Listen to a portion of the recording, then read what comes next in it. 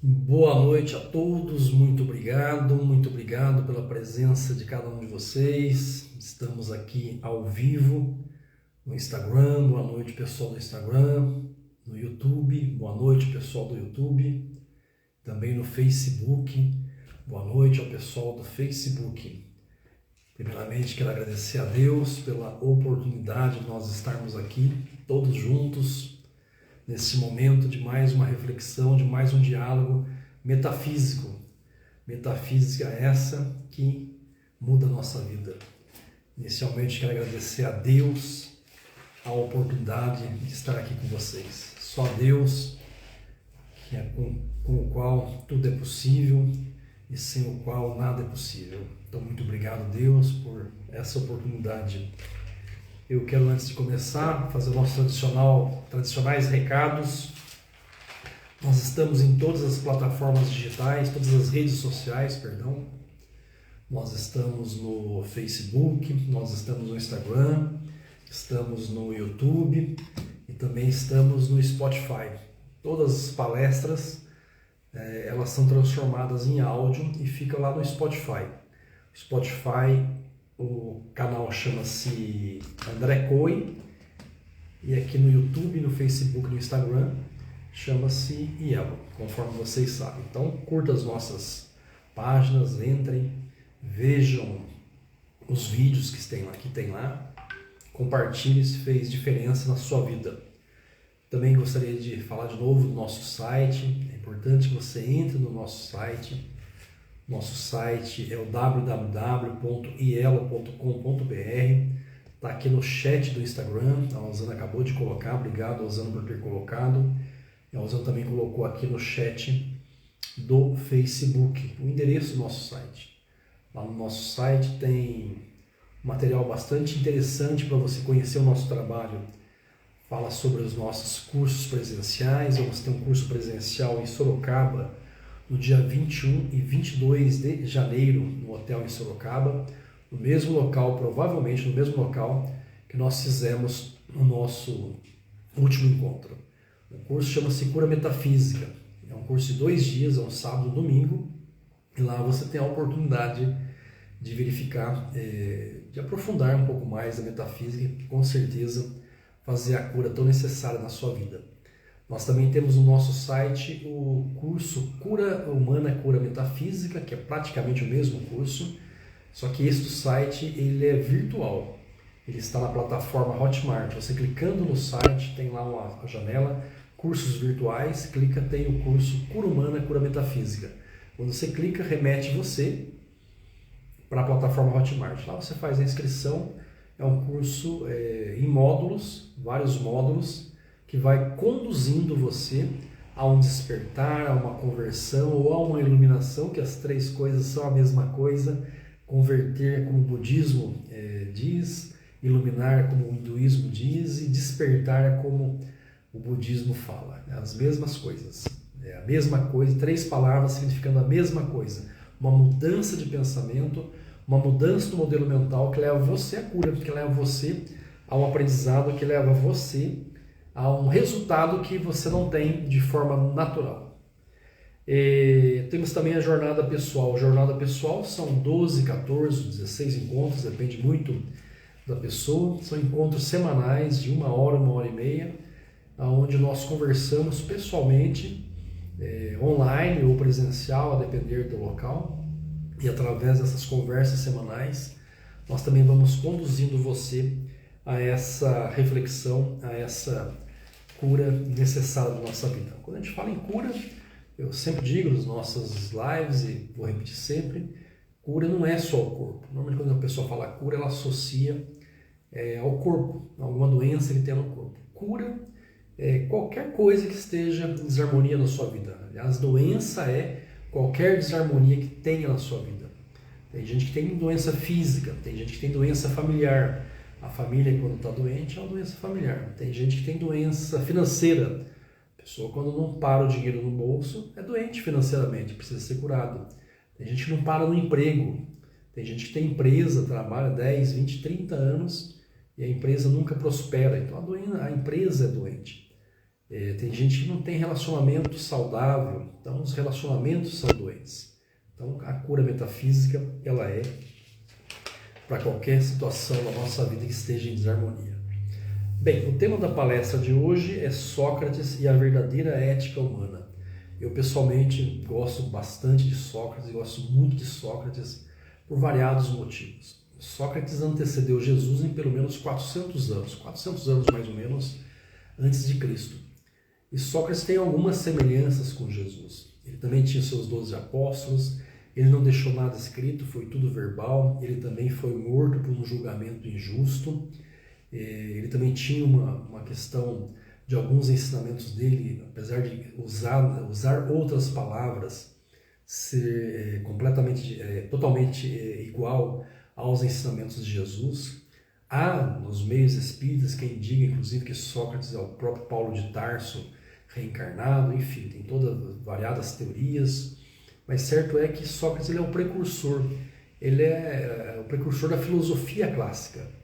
Então tem a filosofia pré-socrática, antes de Sócrates, depois tem a filosofia socrática, que é o que a gente conhece praticamente até hoje, todo um encadeamento de estudos e ensinamentos, e ele formou alguns discípulos, os mais famosos são Platão e Aristóteles, que condensaram todo um arcabouço de estudos filosóficos e metafísicos. Aliás, a metafísica é uma palavra criada pelos socráticos, Platão e Aristóteles. Aristóteles tem um livro chamado Metafísica, e Platão ele fala com bastante clareza, explica com bastante clareza a questão da metafísica. Então, os ensinamentos filosóficos que nós temos hoje, eles são basicamente ainda da era socrática. E por que eu falo ainda? Porque vai continuar sendo.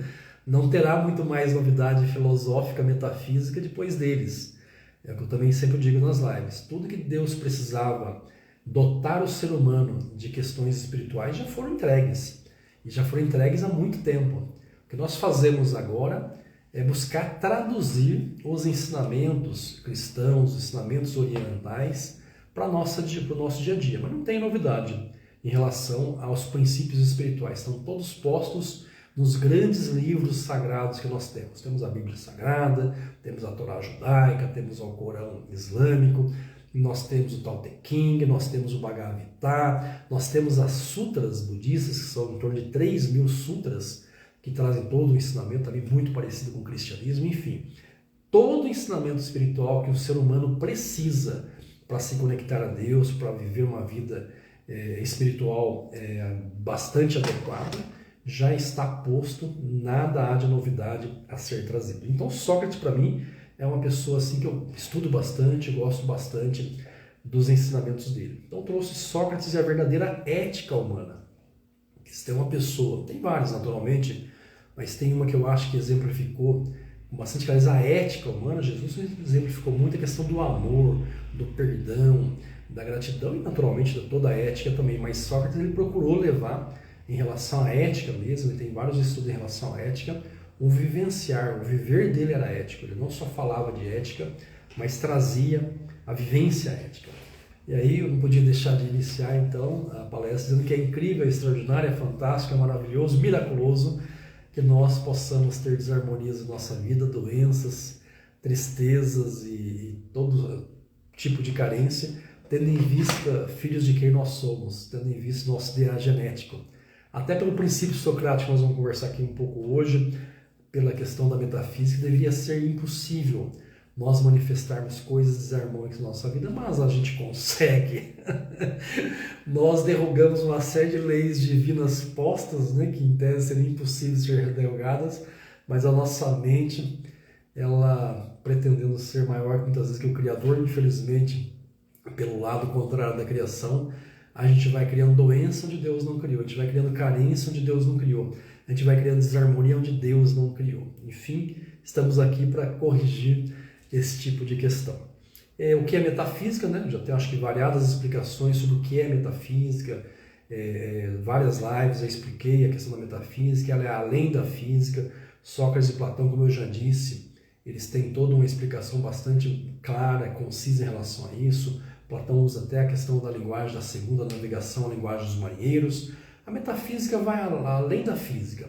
Se você busca uma solução física para alguma coisa, seja uma questão de saúde, seja uma questão financeira, seja uma questão de relacionamento, seja uma questão qualquer que é fisicamente posta, é um entrave, é uma barreira que você não consegue superar essa barreira fisicamente, por curas físicas, a metafísica ela vem para que, além da física, além dos 5 sentidos, numa condição mental e espiritual mais elevada, supernatural, sobrenatural, que você transporte aquele obstáculo e chegue até onde precisa chegar. Isso é a metafísica. Então, voltando à questão da ética, é um ramo da filosofia que busca a fundamentação e a teorização dos aspectos morais da vida social e da vida individual, como a conduta e as ações. Então, é uma forma de tentar fundamentar, teorizar aspectos morais da nossa vida em sociedade e da nossa vida enquanto indivíduo. Porque muitas vezes, me parece que é uma conexão do YouTube, do Facebook, está um pouco ruim. Se alguém puder me dar uma mensagem, Instagram acho que está bom, mas o Facebook está me relatando aqui que parece que está cortando. Bom, continuando aqui. Então, a questão da ética, ela não é só de nós em relação à sociedade, é também, e tão importante quanto, uma relação entre nós conosco mesmo. Nós mentimos muito para a gente, nós nos enganamos muito, nós contamos mentiras para a gente, nós temos uma autocompaixão exagerada em relação a alguns aspectos em relação a nós. Então, muitas vezes, nós não somos éticos nem com relação a nós mesmos. Então, por isso que a ética, segundo uma breve explicação em relação a Platão, Aristóteles e mesmo Sócrates, é uma forma de fundamentar, teorizar aspectos morais da vida e da vida social e da vida individual, como conduta e ações. Ações são sociais, ações são coletivas e ações são individuais. Às vezes nós confundimos também moral, conduta, comportamento com ética, um pouco diferente. Ao final nós vamos especificar isso. Tanto é que as empresas, eles têm lá, muitas vezes, lá o seu código de ética. É muito mais, conforme os estudiosos dizem, é um código moral, é um código de conduta. Pode ser também um código de ética, pode a ética estar embutida, mas nem sempre um código moral, um código de conduta, ele pode ser considerado um código ético. Sócrates, como eu já disse, foi o pai da filosofia moderna, e eu quero trazer aqui um ou dois exemplos de uma vivência de Sócrates, duas passagens, dentre tantas passagens da vivência de Sócrates, em que ele demonstra de fato o aspecto ético daquilo que ele falava. Ele falava e exercitava essa questão da ética. Um livro bastante interessante também que fala um pouco sobre a ética é de Aristóteles, que, como eu disse, foi discípulo de Sócrates. Aristóteles escreveu, além da metafísica, ele escreveu esse livro chamado Ética a Nicômaco. Nesse livro ele diz com bastante clareza, e para aí vocês verifiquem como a questão filosófica, metafísica, ela tem tudo a ver com a questão espiritual. É a mesma coisa com a questão religiosa e espiritual. Por isso que eu digo metafísica é espiritualidade, é religião, é a mesma coisa, são nomes diferentes. Nós não podemos nos apegar a rótulos. Eu vejo pessoas brigando por causa de nomes, nomenclatura. Na minha religião essa palavra não existe. Não existe na tua religião, mas existe na outra, e a tradução é a mesma coisa. Não há necessidade da gente ficar teorizando, criando barreiras por causa de palavras diferentes. O Aristóteles diz nesse livro Ética a Nicômaco que o homem busca ser feliz. Olha que coisa bacana. A busca incessante do ser humano é ser feliz. Prazer intelectual, atividade virtuosa, ou seja, filantropia, fazer o bem para as pessoas. Aristóteles faz uma análise das ações humanas. Constatou Aristóteles, através de observação, através de estudo, que todo conhecimento e todo trabalho do homem visa sempre algum bem. Todo ser humano, acreditemos nisso, isso é um princípio divino, isso é um princípio da gente imaginar que Deus, que o ser humano de fato, na essência é Deus. Todo ser humano na essência, todo ser humano, não eliminemos nenhum nesse momento, de A a Z, à direita e à esquerda, para cima ou para baixo, todo ser humano visa o bem, fazer o bem, sempre fazer o bem. Naturalmente, as ações encadeadas em relação a isso podem ser equivocadas, mas lá do ponto de vista íntimo, as ações humanas, as minhas, as suas, de todos nós, elas visam sempre o bem das pessoas. O bem é a finalidade de toda a nossa ação, conclui aqui Aristóteles. O bem é a finalidade de todas as nossas ações. De novo, essa é a intenção. Se a ação, ela de fato ela é inconclusiva, ela é ruim, ela pode sim, naturalmente as ações têm um peso talvez até maior do que a intenção. Mas por isso que eu sempre digo que Deus vê a intenção das pessoas. Deus sempre vê a intenção. Nós, seres humanos, não temos condições de ver a intenção das pessoas. Deus tem. E Deus não julga as ações, Deus julga as intenções. Mesmo que as ações, muitas vezes, não tenham sido as mais adequadas, mas se a intenção foi boa, Deus com certeza vai ver sempre a intenção. Nós, como não conseguimos ver a intenção das pessoas, a gente só faz o julgamento em cima das ações. Por isso que Jesus nos advertia para que a gente não julgasse. Porque o julgamento não é uma condição de mim para outra pessoa, de outra pessoa para mim. O julgamento não é uma condição, a menos que a gente fosse um juiz. Mas não sendo juiz, não é uma condição nossa natural de ficar julgando as pessoas. Porque, de novo, nós não sabemos a intenção com que a pessoa fez as coisas que muitas vezes fazem. O bem, então, nos faz bem. Por isso que tem até um ditado, que fazer o bem faz bem. Óbvio que fazer o bem faz bem. Se não estamos bem, se a gente tem uma situação de desarmonia, se nós temos alguma coisa que nos atrapalha, provavelmente nós não estamos com boa intenção ou não estamos fazendo o bem de forma adequada, porque o bem nos faz bem. Então, se eu tenho um problema de saúde, se eu tenho um problema financeiro, se eu tenho um problema de relacionamento, provavelmente, muito provavelmente, a questão dessa minha busca por fazer o bem, essa questão ética nicômaco, né, de ter essa condição de querer fazer o bem, não está sendo apresentada na minha conduta. E aí, naturalmente, quando eu volto a minha conduta naturalmente para o bem, para a finalidade do bem às pessoas, as coisas da minha vida, as coisas da minha volta, elas com certeza se harmonizam por si só. É interessante que Nicômaco era exatamente o filho do Aristóteles.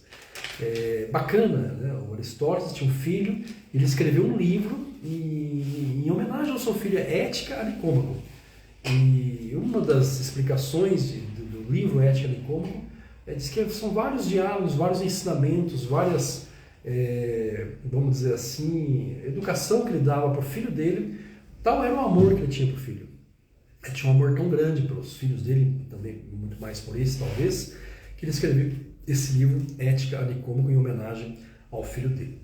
Bem, um exemplo aqui, então, voltando de novo para Sócrates, até porque o nosso assunto é exatamente tentando trazer aqui como é que a ética, de fato, ela é muito além de um discurso. Discurso ético todo mundo tem. Discurso ético todo mundo tem. Eu lembro, muita clareza, eu estava uma vez assistindo um jornal, e naquela época não tinha internet, só tinha jornal, então quando não tinha internet, ou nós líamos jornais ou nós assistíamos jornais. Era muito comum que a gente assistisse jornal todo dia, ainda é muito comum que muitas pessoas façam isso. Eu estava assistindo um jornal à noite e a polícia ela gravou ela fez uma gravação, grampeou o telefone de uma quadrilha, de um grupo criminoso, de traficantes lá no Rio de Janeiro. E a conversa era mais ou menos assim, os dois traficantes, acho que eram aliados aí, parece que um fez alguma coisa errada lá entre eles, e eles estavam discutindo. Aí o cara estava repreendendo o outro, falando, mas o que é isso? Você não tem ética não, rapaz? Cadê a sua ética com o nosso grupo? Ou seja, ele usa uma palavra ética que não tem nada a ver com crime, mas então o entendimento equivocado da ética leva ele a usar, um criminoso cobrar uma outra ética. Aí alguns vão dizer assim, não, mas a ética para eles, não, a ética não é crime, daqui a pouco a gente finaliza também.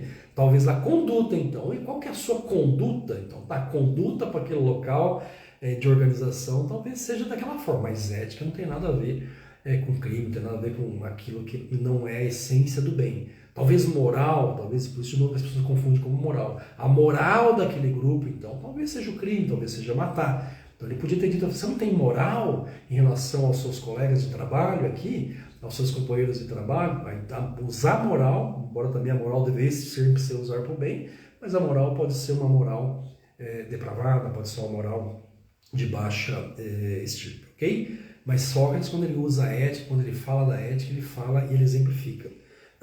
Uma passagem bastante interessante da vida dele Foi no momento da prisão dele, ele foi acusado injustamente, montaram a acusação para ele, conforme fizeram para Jesus também, fizeram toda uma montagem e foram atrás dele e prenderam ele. No momento da prisão dele, ele se entrega tranquilamente e é conduzido. No momento que ele está sendo levado, a esposa dele, Xantippe, ou Xantipas, alguns chamam, escreve Xantipas, ela vai atrás chorando, desesperada, Sócrates, o que é isso? O que estão fazendo com você? Só que é injusta a sua prisão. Aí ele vira para ela com bastante serenidade e fala assim: querida, por acaso você queria que fosse justa a minha prisão? Que bom que seja injusta. Eu fico feliz que minha prisão é injusta. Triste eu ficaria se a minha prisão fosse justa. Tem até uma frase do próprio Sócrates que fala: melhor sofrer uma injustiça que cometer uma. Olha que coisa bacana. Melhor sofrer uma injustiça que cometer uma. Olha que princípio ético extraordinário nessa questão que nós falamos anteriormente, que a ética ela tem como pressuposto fazer o bem. O ser humano tem como pressuposto fazer o bem, e a ética conduz o ser humano por conta disso. Uma outra passagem de Sócrates que fala sobre a verdadeira, nos traz a reflexão sobre o que é a verdadeira ética, quando ele já está preso. Ele está preso, aguardando o julgamento, e certa vez vai lá um discípulo dele chamado Cricton, vai visitá-lo. Vai lá, ele entra na cela do Sócrates, e a hora que o guarda se afasta, ele chama o Sócrates mais para o lado assim, e fala assim, mais ou menos baixinho para Sócrates: Sócrates, seguinte, essa sua prisão aqui é injusta, é muito injusta, você tinha que estar lá fora, na Acrópole, nas ruas de Atenas, falando sobre verdade, falando sobre as suas coisas, enfim, é muito injusto que você está preso aqui, Sócrates. Sócrates olha para ele, Cricton era um discípulo bastante novo, ele olha para ele compassivo, cheio de compaixão, fala: Cricton, mas quem diz que eu estou preso? Ele fala: Sócrates, mas olha aqui, tem 4 paredes, tem uma cela, tem um guarda ali fora te vigiando, você não pode sair daqui. Eu falei: como que eu não posso sair daqui, Cricton? Eu fecho meus olhos, eu chego a ouvir as ondas do mar Egeu batendo entre as rochas, eu posso ficar na praia, eu posso ir para as ruas de Atenas, o meu pensamento me leva para onde eu quiser, eu sou livre, Cricton, não estou preso. Sócrates, deixa de falar besteira, você está preso, você está aqui preso. Mas olha, fica tranquilo, eu vim aqui exatamente por causa disso. Eu quero dizer para você que você tem que estar lá na rua, você tem que estar lá falando sobre verdade, sobre autoridade, sobre ética, sobre moral. É isso que você tem que estar falando, você tem que estar lá livre, nas ruas de Atenas, fazendo o seu trabalho. E hoje nós vamos dar um jeito nisso, Sócrates. Todo animado, discípulo de Sócrates. E Sócrates só olhando para ele com bastante compaixão, ouvindo o seu discípulo ainda bastante imaturo para as coisas espirituais. Ele fala: Sócrates, seguinte, hoje, mais ou menos umas 3 horas da madrugada, a porta da sua cela vai ficar aberta. Nós compramos aí o carcereiro, o cara que guarda, que vigia a porta, ele vai deixar aberta, e você então às 3 da madrugada, mais ou menos, você pode sair tranquilamente, que ninguém vai te pegar. Sócrates olha para ele e fala assim: que bacana, Cricton.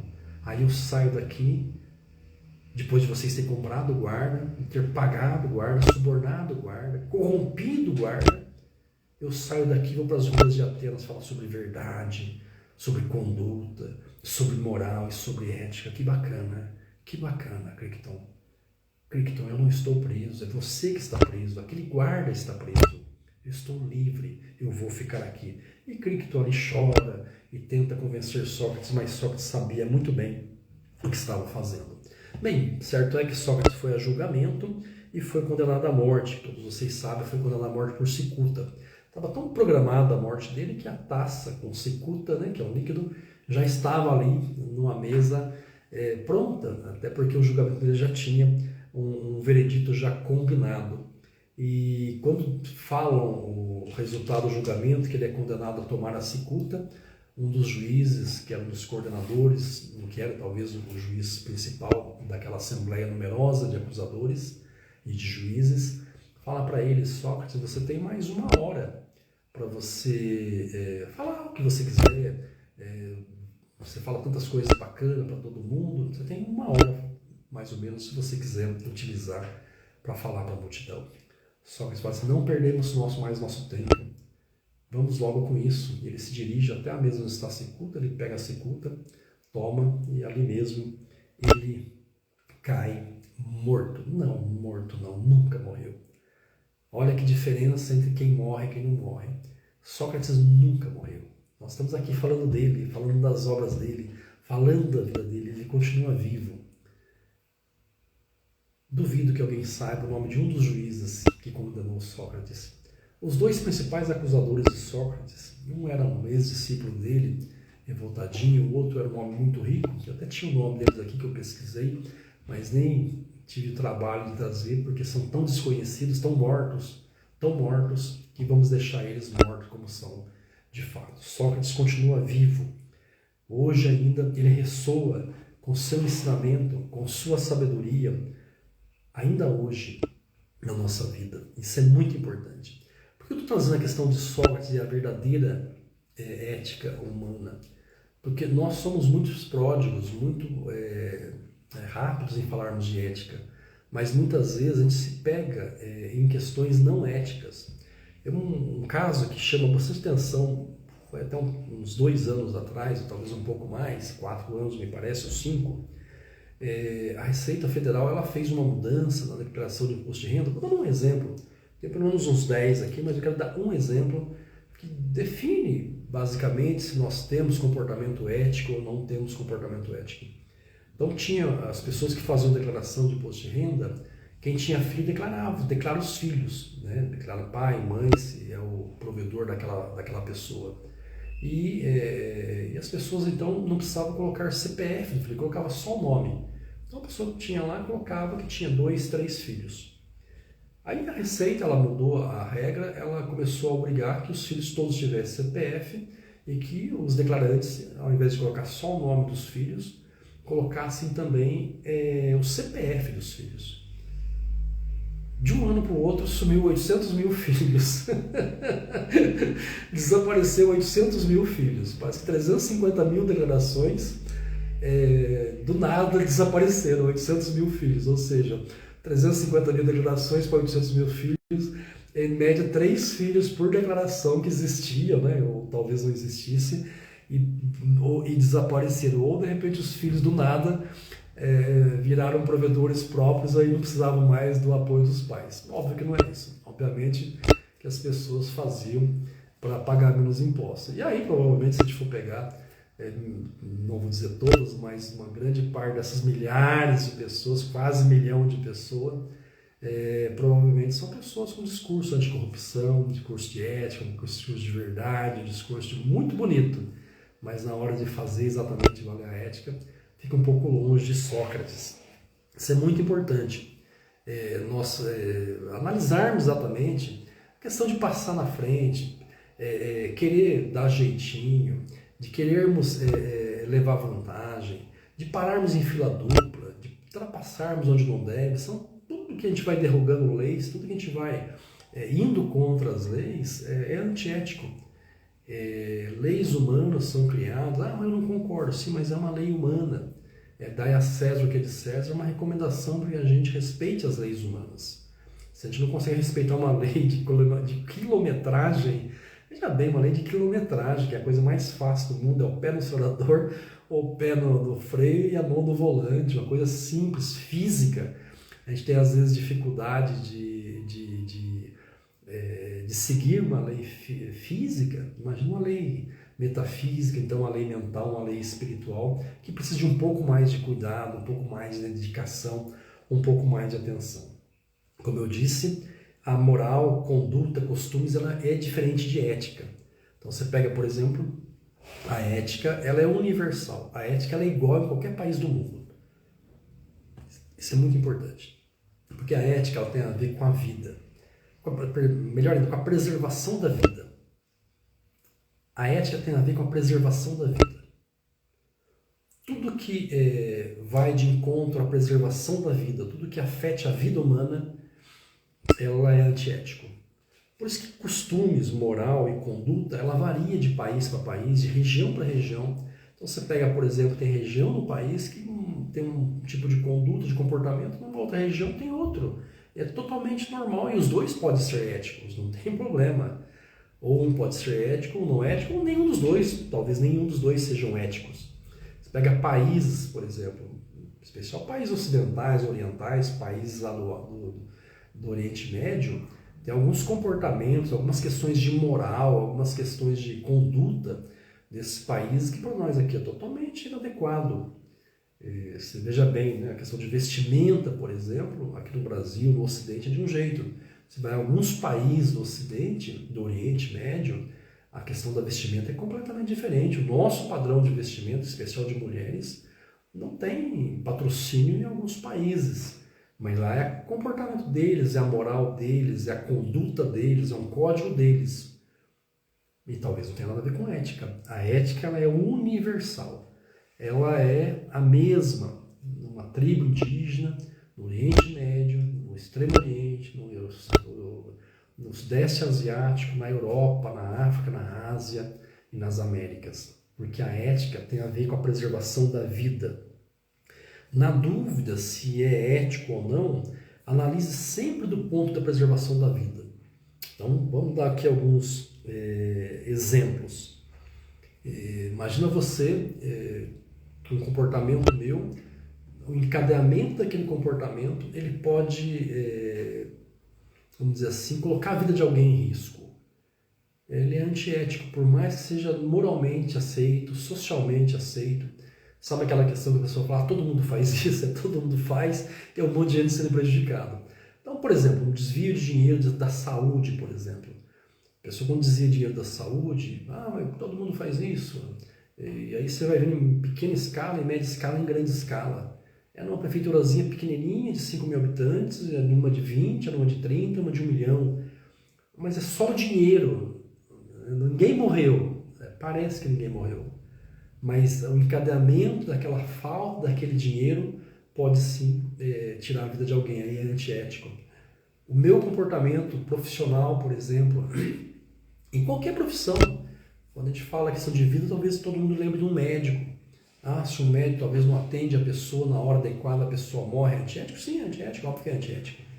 Mas imagina você no meu trabalho também, eu estou lá pagando benefícios sociais. Se por um acaso, naquele momento, naquele dia, eu faço um pouco de, vamos dizer assim, um trabalho mal feito, eu às vezes deixo de pagar alguém que tinha direito e aquela pessoa sai sem o dinheiro, e por não ter o dinheiro, ela talvez não compra um remédio para o filho dela, para o pai dela, para ela mesma, porque ela está sem o dinheiro, e aquilo causa um transtorno nela, talvez perca até a vida. Ou talvez nem perca a vida, mas fique doente, atente contra a vida dela, aquele meu comportamento profissional de entregar um dinheiro para uma pessoa que eu acabei não entregando, e nem foi corrupção, não peguei nada de ninguém, mas só de ser leniente, ser passivo em querer entregar o dinheiro que era da pessoa, aquilo é antiético. Porque aquilo atentou contra a vida dela, porque aquele dinheiro ela precisava comprar um remédio ou comida, ou sei lá o que fosse. Se eu estou no meu carro, na rodovia, a rodovia fala que é 100 por hora, e eu vou a 120, 130 e faço ultrapassagem em locais difíceis, e às vezes eu acabo até indo e vem alguém do outro lado com o carro e eu atrapalho aquela pessoa, ela tem que sair um pouquinho para o acostamento para que eu consiga fazer a ultrapassagem, é um comportamento antiético, porque eu estou atentando contra a vida daquela pessoa que está no outro carro. O meu comportamento colocou em risco aquela pessoa que estava vindo do outro lado, ou até em risco as pessoas que estavam dentro do meu próprio carro. Um motorista de caminhão, um motorista de ônibus, né, que dirige de forma irresponsável, é antiético, porque ele está colocando em risco a vida.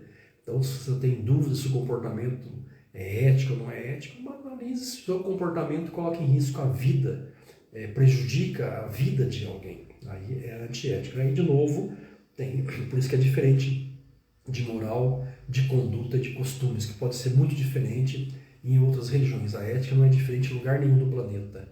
Seja analfabeto, seja bem instruído, seja pobre, seja rico, a ética é a mesma para todos, porque a ética é o princípio da vida. Ética é uma virtude de Deus. Deus também é também vida. Aliás, nas religiões orientais, Vida e Deus é tratado da mesma forma. Toda vida é Deus.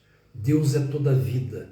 Então, se ética ela é a preservação da vida, ela é a continuação da vida, ela é o bem-estar da vida, a ética ela é uma própria virtude de Deus. Quando nós não somos éticos, quando o nosso comportamento, então, ele não está alinhado com a ética, a Nicômaco, a ética de Sócrates e Platão, nós estamos, sim, desconectados, o nosso elo, né, nossa ligação com Deus, ela se rompe, e naturalmente, uma vez rompido,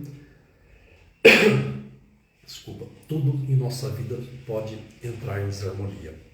Então, basicamente era isso hoje que eu queria trazer para vocês. Eu agradeço a atenção de cada um de vocês. Peço a Deus Todo-Poderoso, o Senhor da vida, o Senhor do amor, o Senhor da harmonia, de toda a provisão, de toda a beleza, que nos envolva e nos proteja em tudo na nossa vida. Muito obrigado, muito obrigado.